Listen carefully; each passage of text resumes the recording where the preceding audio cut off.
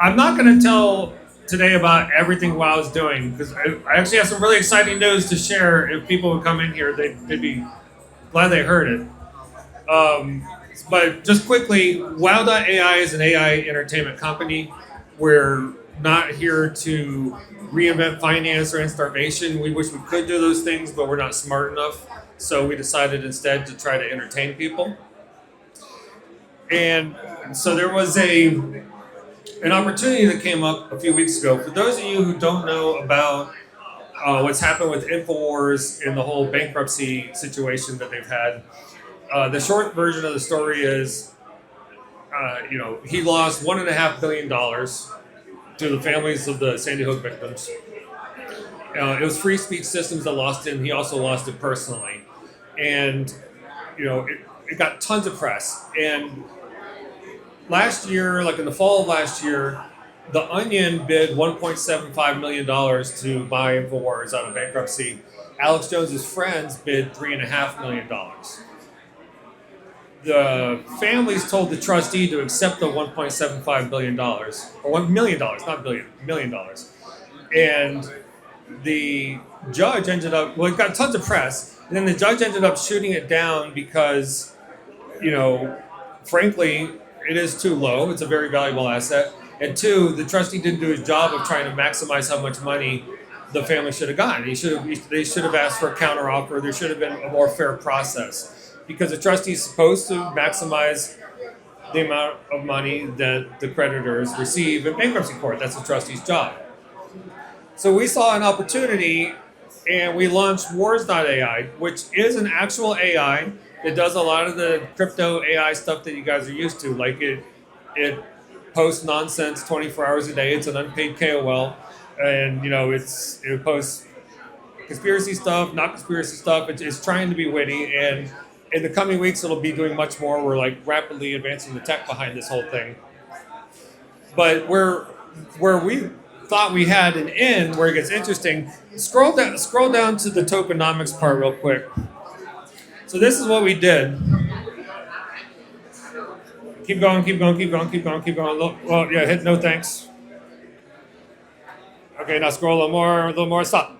Okay, so we offered the same $3.5 million cash that Alex Jones's friends offered, plus 51% of this meme token to the creditors, but vesting over a 5-year period. So out of 1 billion tokens, they get 8.5 million a month. So depending on how many tokens they have at the time that this case is settled is a really interesting point that I want to dwell on for a minute.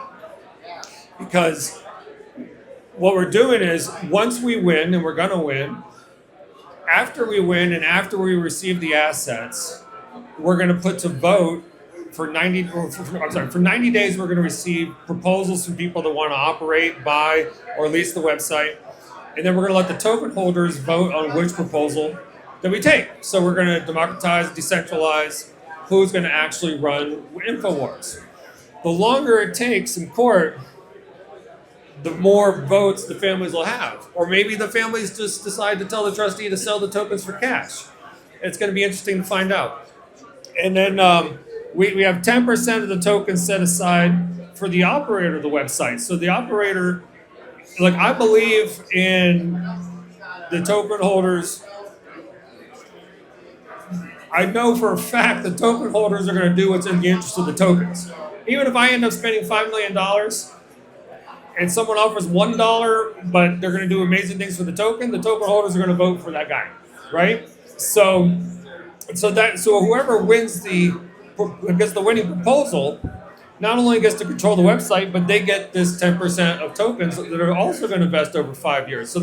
So I don't mind if I lose cash on the proposal because Wow.ai has 20% of the tokens. So with that, here, before we switch to another screen, something interesting happened. So Alex Jones had requested from the courts, because the courts said that they didn't want it to be an asset sale anymore. They wanted it to be a equity sale of Free Speech Systems. But Free Speech Systems owns $1.5 billion. So Alex Jones said, we want it to be an equity sale still. I'm sorry, an asset sale. and he filed a public motion for that, which gave us an opportunity to also file a public motion, which we did at 8:45 a.m. yesterday. At 9 a.m. yesterday, pull up the Wall Street Journal article.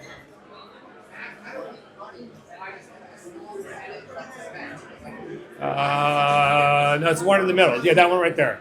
At 9 a.m. yesterday, the Wall Street Journal put out an article that a crypto company is trying to buy Infowars, and that we matched Alex Jones's offer. There's nothing negative in this article. They're just saying this just happened. There is now a new player going after Infowars. 1 hour later, pull up the first Bloomberg article.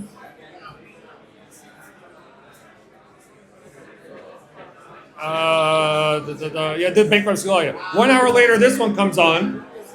So if Bloomberg puts an article out about how we're trying to buy Infowars. Next thing you know, I have an interview with CoinDesk that hasn't come out yet. I've got a lot more interviews scheduled in the next couple of days.